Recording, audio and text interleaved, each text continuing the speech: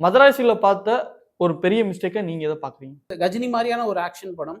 கிட்டத்தட்ட அதே மாதிரியான ஒரு மனப்பிறழ்வு இருக்கிற ஒரு கேரக்டர் தான். அதிலிருந்து அந்த ஒரு சென்டிமெண்ட் வந்து அந்த ஒரு ட ஏஆர் முருகதாஸோட அந்த டச் வந்து இந்த படத்துல மிஸ் ஆனதா நான் பார்க்குறேன். ஈவன் துப்பாக்கியில கூட அந்த ஒரு எமோஷனல் கனெக்ட் இருக்கும். ஒரு கத்தியிலும் கரெக்ட்டா ஹேண்டில் பண்ணவரு, இதுல கொஞ்சம் விட்டுட்டாரோ அப்டின்ற ஒரு ஃபீல் மக்கள் மத்தியில பார்க்கப்பட்டுச்சு. ஆமா. இது வந்து 100% ஆக்ஷன். இப்ப நான் ட்ரெண்டுக்கு ஏத்த மாரி போணும் அப்படிங்கிறதுனால, முழுக்க முழுக்க ஆக்ஷன்ல போயிட்டாரு அவரு. ம். ஸோ, அதனால அந்த ஒரு சென்டிமென்ட் இல்லாத ஒரு ஆக்ஷன் அப்படிங்கிறது வந்து ஜெயிலர் என்னதான் மு ஜெயிலரும் கிட்டத்தட்ட மதராசி மாரி முழுக்க முழுக்க ஆக்ஷன் தான்.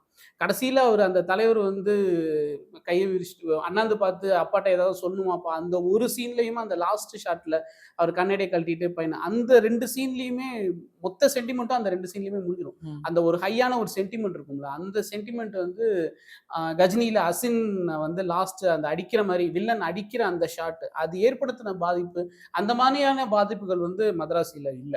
ம். அது மறுக்க முடியாத உண்மைதான்.